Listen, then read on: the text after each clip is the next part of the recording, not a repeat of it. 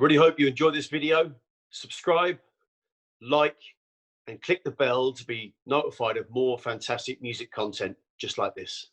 Welcome to the Need to Know Music Show here on Switchbox TV with me, Ronan McManus, and I'm joined today by a singer who at age 17 appeared on The X Factor, which launched his music career, and he's been releasing music ever since.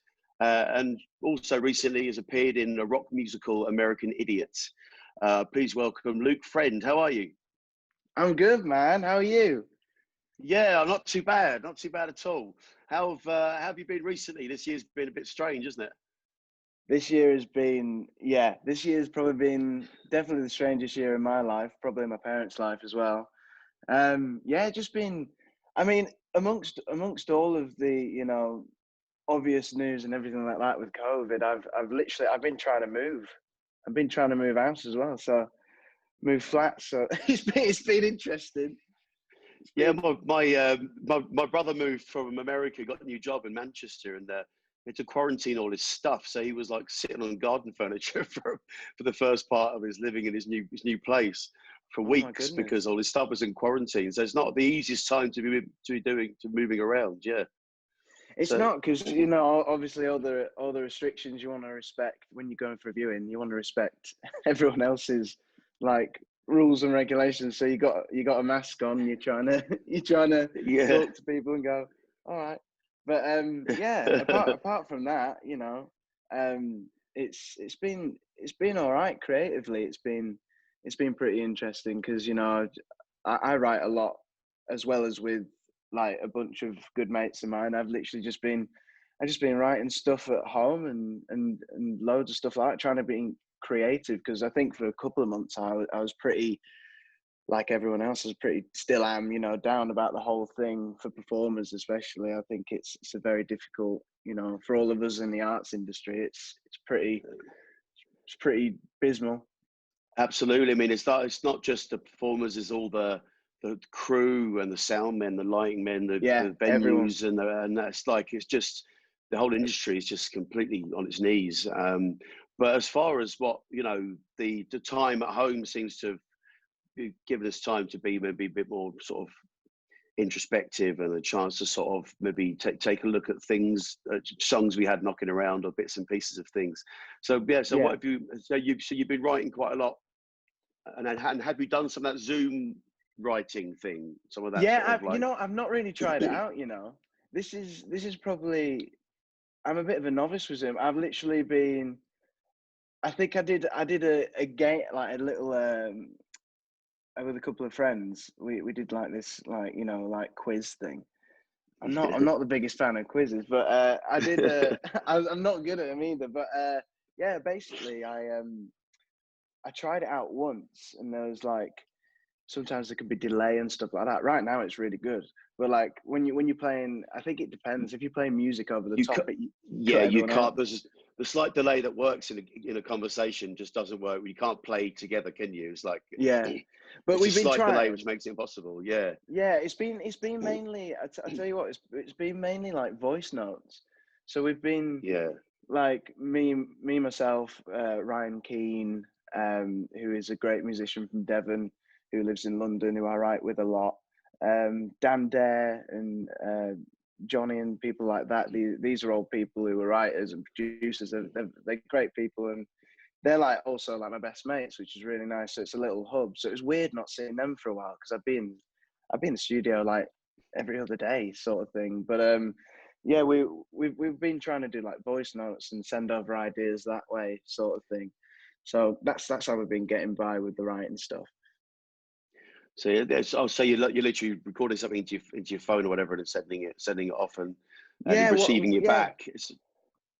WhatsApp's great for that. So we just literally just been sending it over there, because you can just do a voice note and just send it off straight away. So we've just been getting through doing stuff like that, really. And then ever since there's been a little leeway for us to be getting back into work. I know it's all getting held up again, but we've been trying to get in the studio and stuff, and socially distance in the studio. Luckily, it's not that tiny, so we were able to do it, like in the booth next door and stuff like that. So yeah, we've recently been able to start recording music again. I also did a couple of gigs that long ago, which actually got shut down by the local council, which was nice. Oh, where was that? That was over in the West End. It was basically all performers who are in theatre mainly got together and did like there's like a live band behind them that you sent them over the music and you got up with them on the day, sort of thing. So that was really nice. And it was basically like a scheduled gig. It was people who put it on with Duality Music, and it was a really good idea because they were paying artists to play, and obviously no one's like getting any much revenue at the moment, you know. So everyone's kind of trying to find stuff like that, and it was a bit of a godsend at the time because you know work in general. Like I love performing. That's my thing. I love writing music. But I'd say my first love is definitely performing to a crowd. So yeah, they did like an outdoor bit on Tottenham Court Road. So it was a shame. I think it had like two complaints from people who live nearby, but what I didn't get is like it's the busiest road ever, right?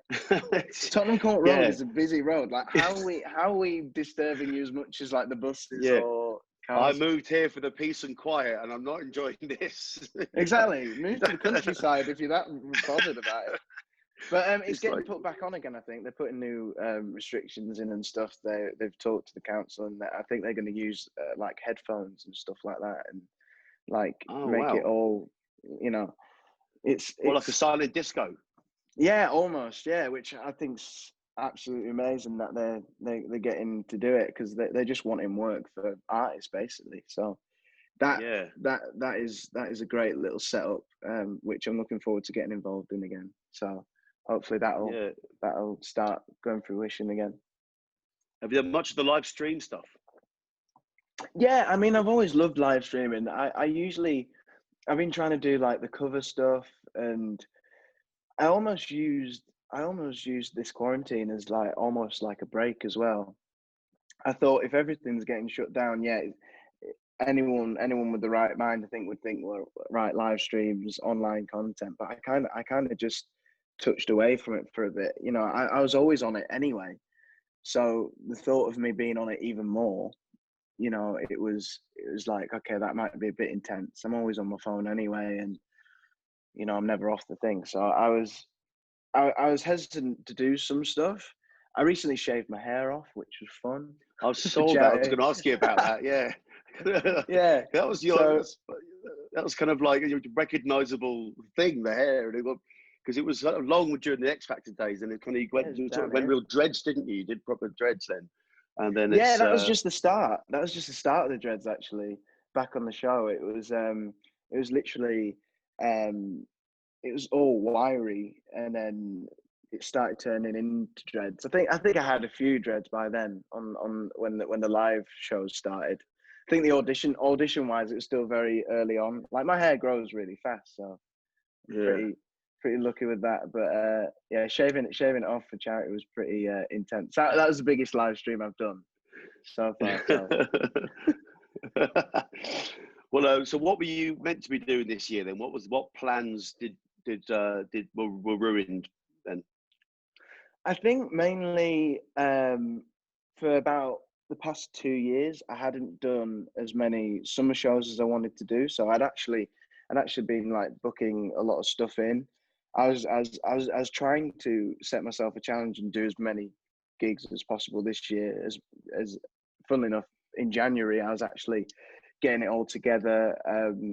You know, I was booking gigs. I think I had about 6-7 gigs in, and that wasn't even summer yet. That was like that would have been like March, April time, which is usually not a ultra busy time for me. It's usually, you know, July, August, and September time. But I think mainly gigs for me. It was, you know, I think I always played enough shows to keep me sane in performing wise, but I'd always be concentrating on the writing. And then I did so much writing last year that I was going to do loads of gigs this year, but that might have to push on till, 2022, I don't know.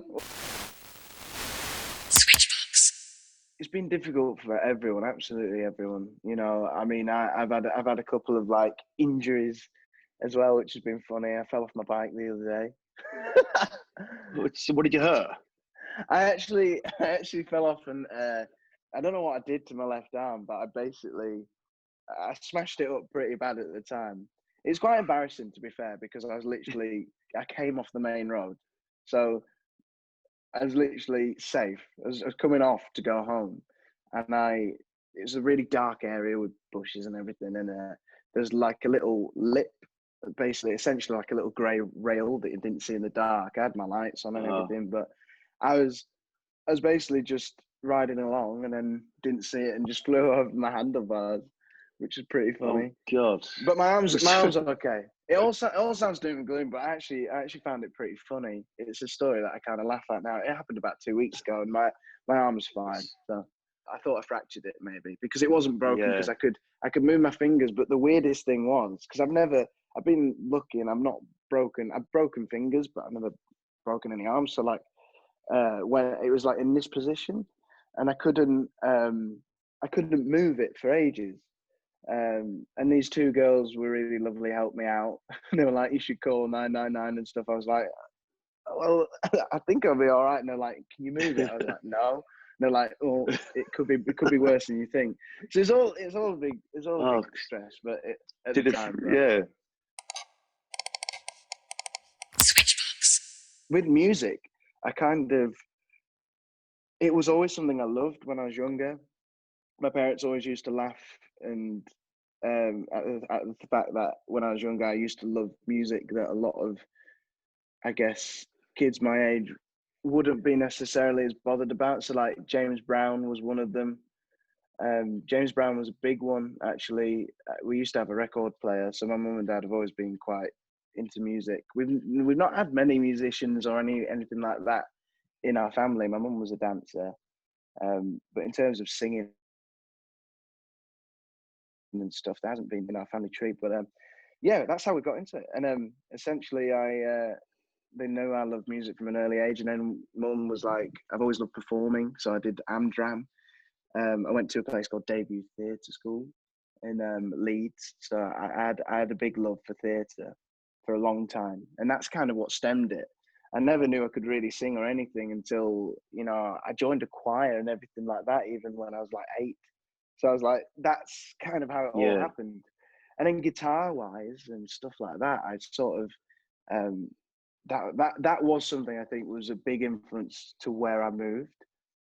And not that I say I wouldn't play guitar if I stayed up in Leeds, but Leeds has a lot more going on city-wise. So I was a lot more going out with my mates and going to the ice rink in Bradford and whatever, instead of kind of giving myself a chance to think about what I want to do, because I'd sit at home and there's only so long I'd want to play on the PlayStation and kind of get a bit bored. So that's how I picked up the guitar, because I was like, well, I sing a bit, so I'm gonna. I actually had help of a family friend of ours. He started helping me play guitar. It was really sweet. He didn't charge us or anything. He just helped me learn how to play. And that's how I got into it. So it all kind of fell into place. Like I started hanging out at the local music shop a lot, getting to know guitars and stuff like that. I actually ended up working there for work experience. And then there's a big band thing as well. You know, Muse come from Timber, so that's a big massive thing. You know, and that was always bizarre. You know, Chris Holstenholm, the bassist, his mum owns a pub there. And I used to be one of the only ones, which was really sweet. She let me sing Muse songs at the pub, which is quite cool. But yeah, that's kind of like the really early days helm of it. I know that was a big long-winded story, but that's kind of how it all happened. And then Busking was the big thing for me, because you can never have a harder audience than Busking. You meet every different type of person. I was going to ask you about how you first got performing, whether venues around there, or how do you get into it? But busking is like, I mean, that's really cutting your teeth, isn't it? It really is. It's beautiful, though. You know, honestly, I need to get I need to get around to getting an actual license in London. I never have, because you need a license in London, don't you, to busk? Yeah. I don't know all the places necessarily. I've never looked into it as much, but every time I see a busker, I'm like, I actually miss that. And you know, with everything that's happening at the moment, maybe that's a good thing to get back into. I mean, I've done it a couple of times since, but it was always like a different kind of thing. It was like social media driven and stuff like that. But busking for me in Exeter was the kind of thing that got me really realizing, oh, I'm writing my own songs now and everything like that. And that was the strangest thing, because I had so many friends now who were, you know, at the age of like 15, 16, and were all musically entwined. They were all writing their own songs, and it was quite kind of normal. And I don't know whether that would have been the same anywhere else I would have lived. That was the spark for me, weirdly enough. It doesn't sound that glamorous, but to me, busking was the... I realised if I could busk, I could play anywhere. So gigs don't stress me out as much, I think, because of that. I just purely enjoy them. And sometimes you have a small audience, sometimes you get a big one, depending on if the place is really busy or not. And yeah, Well, I think it's a good thing.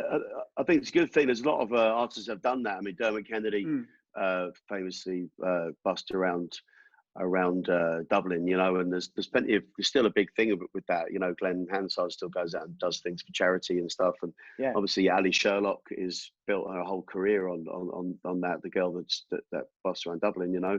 So I think it's definitely something where you can really learn how to really project and really perform, and how to engage people. And you only get better at your craft as well. Yeah, absolutely. You're only improving more and more you do it. That's the best thing about it. You know, if anyone who wanted to ask me advice on it, I'd say to do that. If you can play an instrument, first off, if you don't play an instrument, it's always good to learn one. But if you could play an instrument, I'd say, you know, go out, you know, and busk, because it's the most natural way of picking up an audience. You never know who's going to come past. I literally, funnily enough, you talk about that. So that's how my first gig came about, more or less. First gigs with my guitar and my own music and stuff. Yeah, I had gigs before through friends and stuff. But yeah, I'd say my first proper gig to an audience in like a lounge bar area was because a guy was coming out of his office and heard me sing and put his card in my guitar case. What sort of songs we do, and then we doing originals at that point? Were you writing at that point? Yeah, I was literally the first ever song I wrote was called "Basically Older," which actually it's actually on Spotify and stuff through Sofa Sounds, which is like a live live recording thing I did a while back, just before X Factor actually. But yeah, so basically I wrote this song. I didn't think much of it. It was bizarre because it was the first song I ever wrote. I actually wrote it based on, you know, just being essentially just a coming of age, being a teenager, getting drunk in the park, you know, getting up to no good sort of thing. But basically Older actually ended up being a song that everyone, especially my local favourite pub, which is Jolly Farmer, which is in Newton Abbot, which is like the town next door to where my parents live. It ended up being a song, especially around my friends and people in that pub especially, would all sing along to, which was... that's definitely been one of the first favourite memories. Well, that's it. It was like a folky, like, you know, around that area sort of like song that everyone began to learn the words to, which I found really bizarre, because you know, it's validating, though, isn't it? Cool. It's validating, isn't it? You think, oh, there's actually people getting into this. There's something in this. It must have really been encouraging for you as for your songwriting. Must think, well, actually, maybe I could do something with this, you know. Yeah, it's definitely encouraging. You know, it was nothing but, you know, positivity from that end. There were songs before that which were actually like they're actually pretty like political in a sense. and it was really strange. I think people like 14, 15-year-olds singing about political stuff is a bit strange, because I definitely, I mean, I know I've got a baby face now, so imagine me at the age of 14 singing about stuff like that, looking about 10 years old. It's pretty funny. We've got to mention the X Factor, obviously. What was that experience like for you? I mean, it was like being thrust from having a minor hit in the Jolly Farmer and Newton Abbott to suddenly being on the TV. I mean, what was that like? How do you deal with that? Oh, it's bizarre. It is bizarre. I mean, everything you think it is, it is. It's like, I remember actually feeling like the day before I was busking, and the actual like money I made from busking that day I actually put towards getting there the next day, and the actual morning of it, I actually didn't want to go. Funnily enough, I remember being pretty like, tired from the day before. I'd actually done like a whole day. Silly, really, thinking about it. You got an audition the day after a full day of busking. Your voice is going to be pretty shot. So I was like, I didn't really put that into account. But I ended up going up there. I think my dad took me to Cardiff. So we're in Cardiff, and we actually waited in the queue and whatever. I know some people like can get scouted and get asked to go over to do an audition for the show, but they actually didn't know anything about us. I actually just waited in the queue for I think it was a while. I think we stood there for about 4 hours until I did the first bit. There's loads of people that go, and it's like a big like day thing. I actually remember it's at the stadium. I think it's the rugby stadium in Cardiff, and it's near the God. Is it a river? I don't know what it is. There's a water section, and on the other side there's housing, and there was actually I remember really well waiting in the queue. A guy came out on his balcony naked, which was pretty funny. While we were waiting in the queue, I always remember that out of everything. But the audition was strange. It's like in these little booths. You meet a lot of people, a lot of nervous people. I didn't really know what to think about it. I just went with my guitar and hope for the best. Ended up not. I don't think I used my guitar the first day, and then I got through that round, and then got through to the next bit, and then going to the judges one was really, really strange. I remember taking one of my best mates, Sid, who's also a musician. She came with me, and my mum, and we both went to that audition. And this is all around the time I think everybody says it who does the show. Obviously you're not expecting much because there's such a big, it's such a big thing. But yeah, 17 doing that was really, really bizarre. I met some really, really cool people, and the live shows brought along opportunities that I never thought would happen.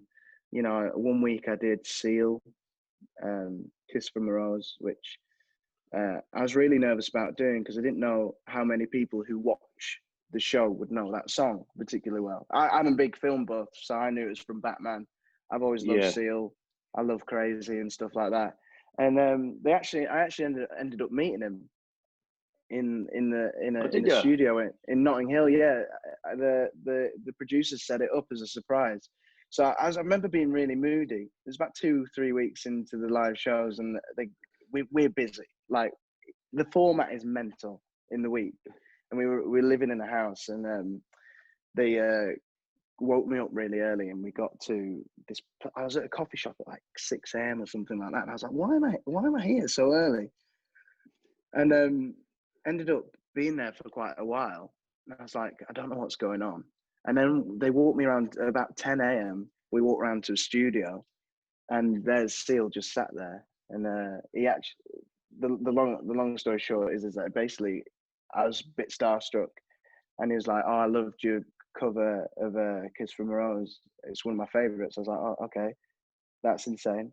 But then he was like, he basically got the track up. He got the track up of Kiss from a Rose, and he showed me how he recorded it and everything like that. And he put the faders up on all the harmonies. I think there's something like 18 or 20 different voices going on in that. That's that mad bit, isn't it? That mad bit. Yeah, yeah. Sort of stuff, and it's all going on. Yeah, mate, it's what a thrill.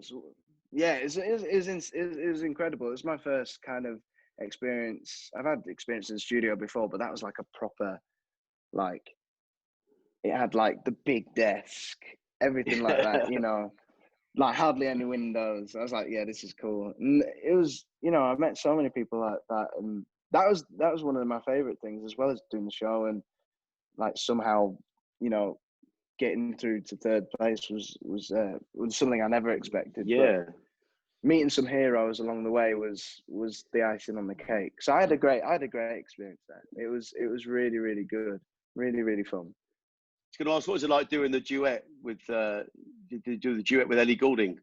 Yeah, what was that like? It was really cool. Like it actually ended up being quite a last minute thing, because Ellie herself had another obligation, I think, doing another show around the same time, because she was doing a big promotion thing at the time, I think, for a new album.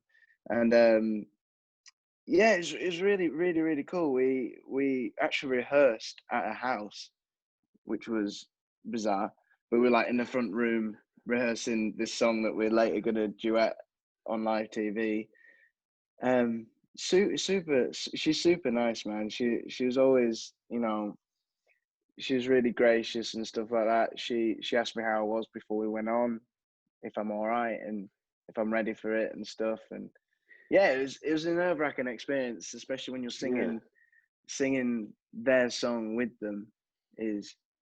I don't know how you get around that pressure, but I think you just go in with it, and you hope that you make them proud of their own song, sort of thing. I was interested to hear your experience of fairly recently being signed to a major label. Majors are great. They've got that ample power, and they've got that statement. I think, like, I first signed with Sony RCA when I was it's like April time, I think, the next year. So it's pretty quick. And it was really, really, really, really exciting at the time.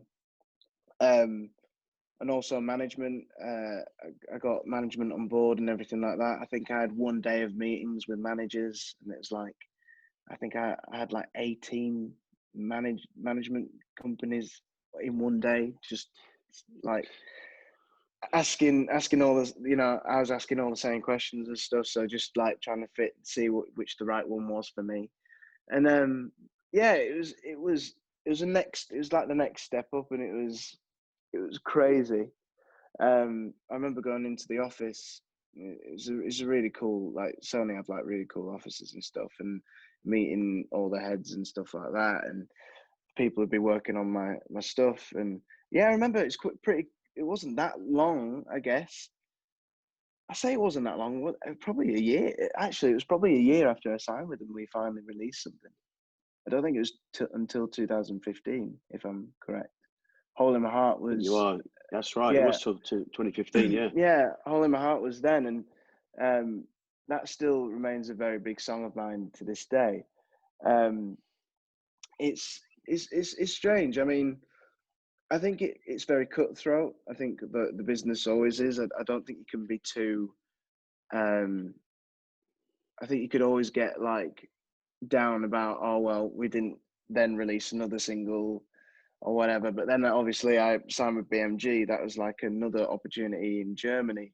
I spent a lot of time in Germany, and I fell in love with the place, particularly Munich, which is funny because I didn't think I'd love Munich more than Berlin, but something about Munich, I think it was, well, one, I'm a foodie, so I love the food. Their currywurst is very nice. It's it's a lovely dish. It's like their staple, isn't it? So it was something I kind of lived on for months, and I'd stay out there for months at a time. Sometimes I'd be out there for like, a month, or then I'd go home and then I'd come back for 2 weeks, but I'd only been home for like 3 days. So yeah, it was another bizarre experience, and the hospitality there was a complete change. It was really, really, really like top notch over there, I gotta say.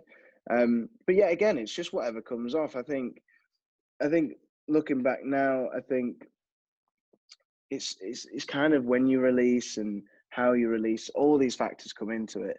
And I think a lot of people maybe not in the industry think that's an excuse for something not being a success, but then I think everyone in the industry would say so. It's when you release and what it is it fitting with the right time, and you just got to kind of nail it. And it's a strategy, I don't think anyone knows the There's, formula. Yeah, there's a strategy about what, especially if you're part of a major label. There's a lot of other artists that are releasing at that time, and you've got your slot, you've got to have your space, and it's got to be the right certain times of year. You just can't release, and it's just there's a whole sort of side to it which, as an independent artist, I don't know how you navigate that stuff successfully, but obviously majors have departments that are doing all this stuff. So it must be kind of nice in that respect to have people taking care of some of those things, I think if I had another opportunity with the major, I would. I think I'd tailor it a bit differently and I was so laid back. I always have been a very laid back character, so I think I'd be a bit less laid back, but in a professional manner, and just structure it a lot more. Not that I didn't have much say. I actually, I actually did. I think I was one of the lucky ones out of, some people who do go to labels. They kind of get, put into a box and that's it. That sometimes just happens because they have a belief in a different direction, and that can happen. That never really happened with me, which is lucky.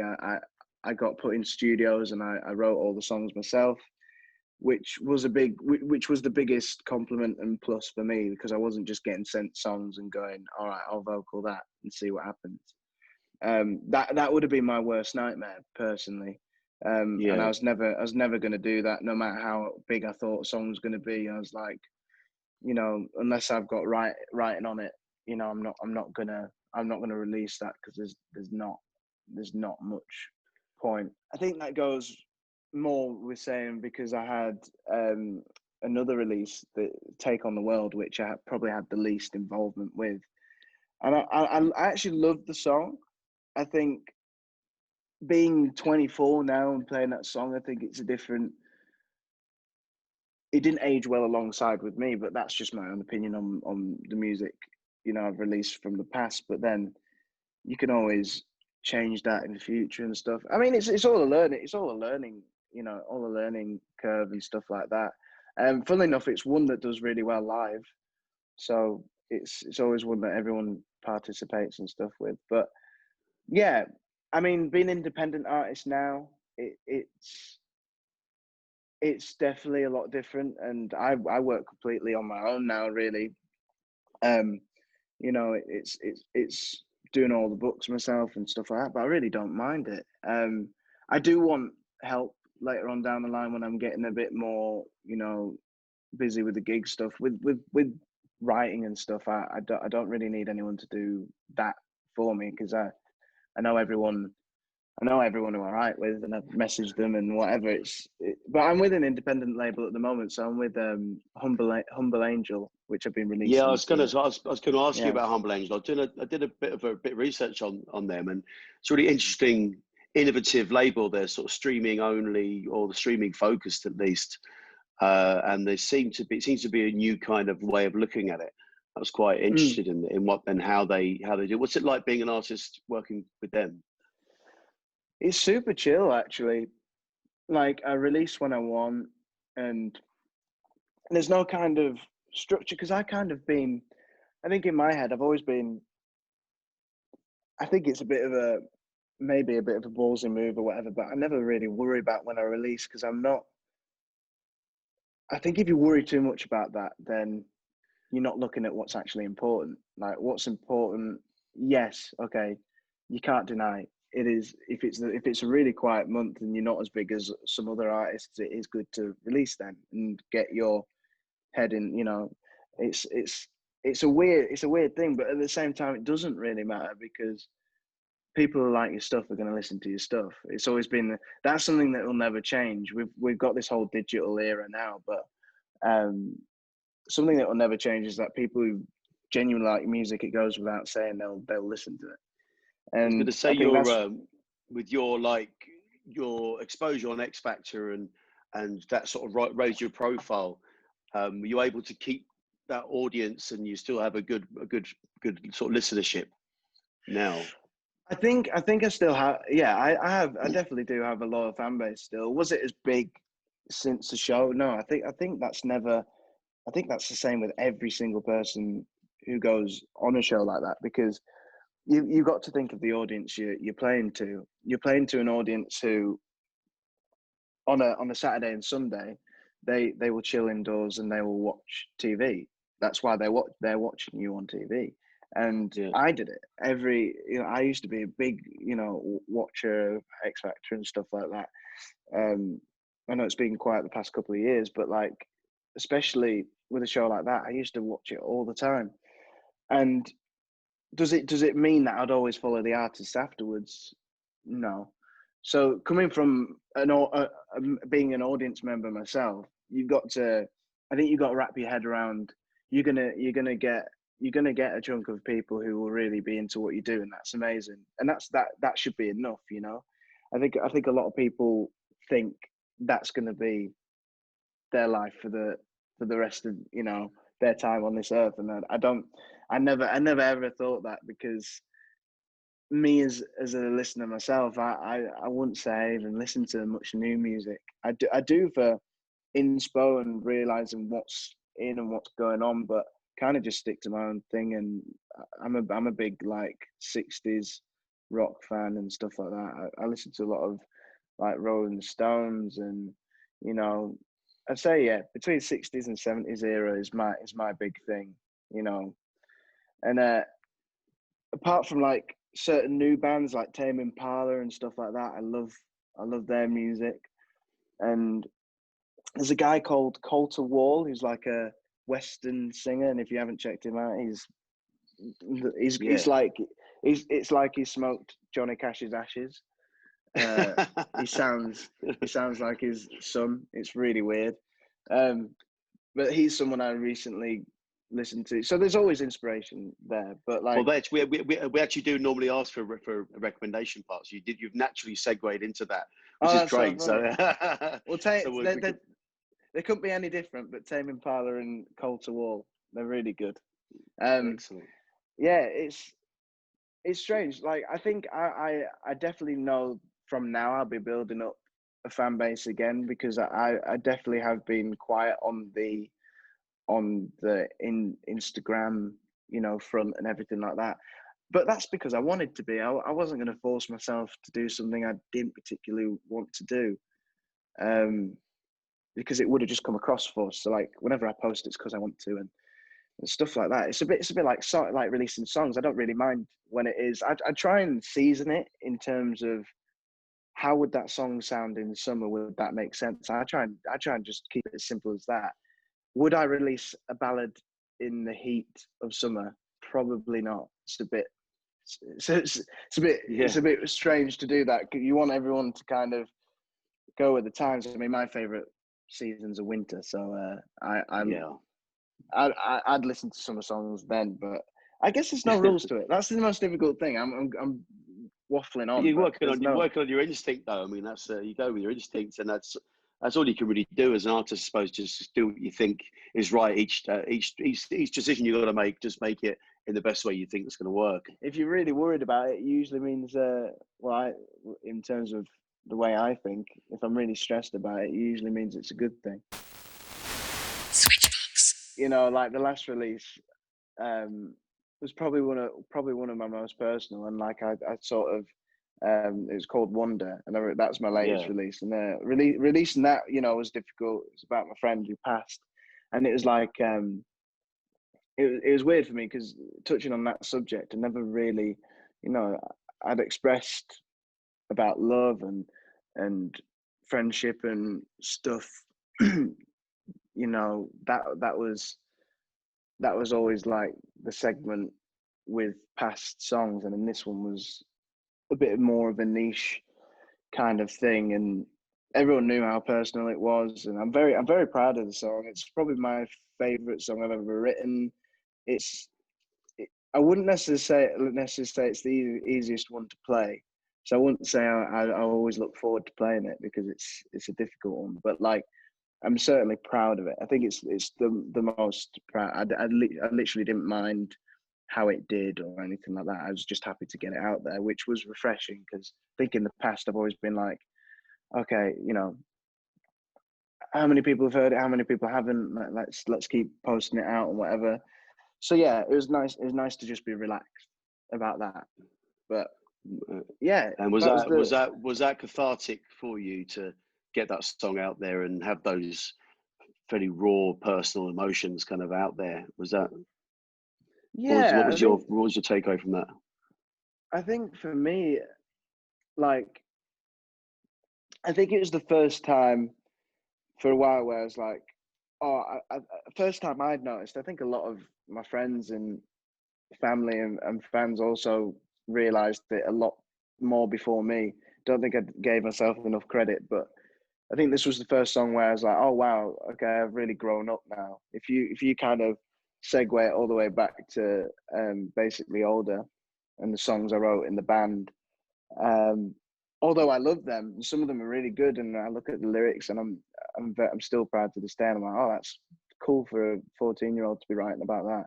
But then going to this, I think as I think I finally realized, oh, okay, the boy's grown up a bit. That's cool.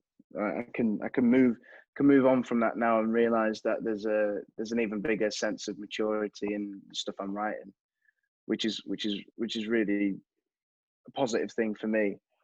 So yeah, for now it's just keeping on writing and yeah, trying to get, you know, finally an album together. That's what I'm itching to do. I've never done an album in the 7 years since the show. I've not released one. But it seems like the singles are kind of a thing now, isn't there? Seems to be less, especially in streaming. Albums seem less relevant, but than to release kind of regular singles, maybe just as good. But I know what you're saying. Just to have something on a slab of vinyl would be nice, you know, something. Just you know, I'm an old school guy, man. I have loads of vinyls just over here. So, literally, you know, one of my favorite bands in the world is Fleetwood Mac, and Pearl Jam is also another big band. Oh, well, I hear you. Definitely Pearl Jam. Yeah, they were. I was meant to see them, but obviously it got cancelled this year in Hyde Park. Yeah. And I was looking very much forward to that. I even had a friend working at it who actually said, you know, try and get you to meet him, and I was like, yes, please. Yeah, that would have been amazing. I definitely would have been an absolute weirdo in that scenario. I'd been like, hello. I love you. Yeah. Literally, I would have been like, thanks, Eddie, for everything. I think it would make my day, definitely. I think I'd be walking away from that with a smile on my face. Because I nearly met him a couple of years ago. I actually went with a couple of friends of mine. One of them came with me. Actually, we'd written that day, and we met that day, and that was Newton Faulkner. We actually met, and we met through managers. We wrote that day, and I happened to be going to the Pearl Jam gig, and I got spare tickets. So I was like, "Do you want to go?" And Newton was like, "Yes." So like, me and him, first day of knowing each other, we were just like, "Yeah, let's go and watch this gig." We had a great time. Yeah, it's music's amazing, man. I hope it comes back. I'm worried that, you know, at the moment, I mean, I know I'll do it, you know, whether whether it's the biggest struggle of my life or not, but you know, I do realize that the scene is slowly getting smaller, isn't it? With everything going on. I know safety first and everything, but there's got to be something that comes in which contrasts everyone's safety along with live performances, because otherwise there's going to be a lot more people who weren't already going out and getting normal jobs and having to survive a different way. So the future plans for you then, that's the live gigs, studio wise, writing wise, what's coming up immediately for you? Immediately is, at the moment, writing a lot of my own stuff, writing for other projects, which I'm really looking forward to. Currently got one, which I'm actually going for a meeting later on tonight, is I have a friend who does films, and he does short films and stuff like that. And I've been, over the past 2 years, I've been trying to get into writing soundtracks. I fell in love with the idea after watching Into the Wild, which Eddie Vedder did the soundtrack Eddie for. Vedder, so yeah. You can see where this contrast is. So like, and you know, I'm a big fan of, not like always entails that, but I'm a big fan of like country music and stuff, especially like the rough, harsh sort of like Johnny Cash-esque sort of stuff. And I very much have a love for that, and I love film. So I was like, well, why not? I mean, I'm trying to do the acting game anyway. You know, I've got agency for that and everything like that, who are amazing. And then, why not tie it in with, you know, I write songs anyway. And I don't know why I didn't do it sooner, because the opportunities that have arisen from it have been great. And, you know, they're all set in for like, film works so much different. Like they have all the aspects of the stuff before they even get around to filming. So most of this stuff is not until next year or the year after. But that's immediate. That's the immediate work. So I'm having a conversation with that tonight, which is really exciting. It's like for a short film, which is not going to be that long at all. But he wants me to write the whole soundtrack, which is nice, because usually I just write a song for a film, where usually it'd just be like as if I was writing for myself anyway. But this time around, it'd actually be trying to nurture everything involved in it, you know, all the sound, like basses and little like effects and stuff. So that's exciting. And then the last thing is Suzi Quatro. Don't know whether you know Suzi Quatro. Yes, I know Suzi Quatro. She's so I've been I had an opportunity through one of my mates who I write with. He was he's basically recording her next album. So I basically managed to get myself doing backing vocals, which is first ever time I've done that. So yeah, I've been in the studio with I think I'm with her next week as well. Just finishing off some stuff. It was mental. Next week would only be my second day. She's really cool, and the first day was mental because I had a gig the other week, which was nice. It was out on a jetty in southwest London, and near Battersea power plant where that used to be. And I had a gig that night, and it got booked in before I got the backing vocal stuff. So we had like 7 or 8 songs to track, and I remember going, "How are we going to do this?" So I just had to be like, me and this other dude who were both doing backing vocals, like we just had to be on our game and try and get it in, you know, because it takes a while anyway. And I had to leave because it was over in Essex way, so I had to leave to get to central London at like 5-6 o'clock to get on stage for 8:30. But yeah, no, that was a stress, but I think it made us do better actually. And it seems like she was into it because she's like booked us again and whatever, which is nice. But I'm looking forward to that. That would be a cool thing to have out. And absolutely, she's a bona fide legend. In fairness, yeah, she's amazing bass player, man. She's It was really cool because it's something that my parents, I think, were really proud of because they know of her and stuff. Sounds like you've got loads of exciting stuff going on, and people are going to want to be a part of it. Do you keep up with all the social media stuff like Instagram and stuff? I keep up as much as I can. I try not to live on the world too much. I'm realizing more and more that I should be more invested on them. I definitely need a kick up, my own arse to do it. But no, Instagram and Facebook, I'm on all of them. I recently joined TikTok, but you usually find me just if everyone types in Luke from Music, it's usually on there. So we'll put all the links to that so people can find you on there. But yeah, more the merrier. More the merrier. I think it's hard to think you're still only 24. I know, it's sort of madness. The amount of stuff you packed into those years.